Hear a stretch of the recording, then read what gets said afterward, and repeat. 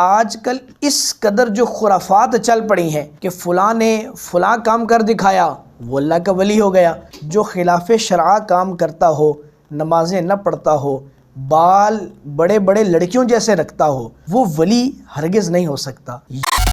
حضرت سیدنا بایزید بسطامی علیہ رحمہ آپ فرماتے ہیں، عارف کے مقامات میں سے ادنا مقام یہ ہے کہ وہ پانی پر چل لے، ہوا میں اڑ لے، اور اس کے اعلیٰ مقامات میں سے یہ ہے کہ وہ دنیا و آخرت، جہنم اور جنت اس پر نگاہ کیے بغیر گزر جائے، اس کی نگاہ صرف اور صرف رب العزت پر ہو۔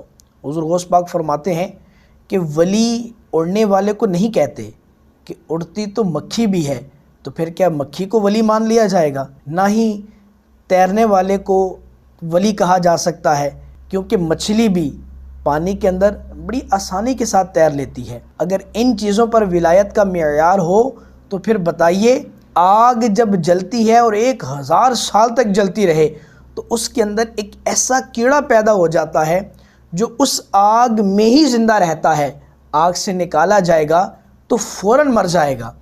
یہ جو اس طرح کی ہمارے بزرگوں نے باتیں لکھی ہیں، اس کے بتانے کا مطلب یہ ہے کہ آج کل اس قدر جو خرافات چل پڑی ہیں کہ فلاں نے فلاں کام کر دکھایا وہ اللہ کا ولی ہو گیا، فلاں نے فلاں کام کر دکھایا وہ اللہ کا ولی ہو گیا۔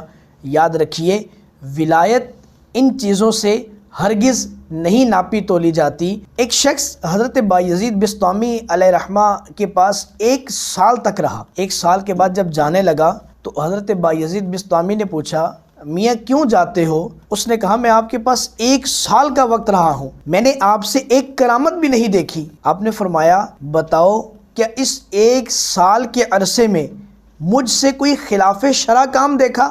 یہ ہے اصل ولایت۔ ولی وہ ہوتا ہے جس سے ایک بات بھی خلاف شرع صادر نہ ہو، جو خلاف شرع کام کرتا ہو، نمازیں نہ پڑھتا ہو، بال بڑے بڑے لڑکیوں جیسے رکھتا ہو، اور اس کا چلنا پھرنا گویا ہجڑوں جیسا ہو، وہ ولی ہرگز نہیں ہو سکتا۔ یاد رکھیے، ولایت کا معیار صرف اور صرف اللہ تبارک و تعالیٰ اور اس کے پیارے محبوب علیہ الصلوۃ والسلام کے بتائے ہوئے کاموں کو اسی طریقے سے کرنا ہے جیسا آپ نے ارشاد فرمایا۔ اس سے جو ہٹ کر چلے گا، چاہے وہ لاکھوں کرامتیں دکھانے والا ہو، چاہے وہ جس طرح کا بھی عمل کرنے والا ہو، وہ ولی ہرگز نہیں ہو سکتا۔ خدا ہمیں قبول حق کی توفیق عطا فرمائے۔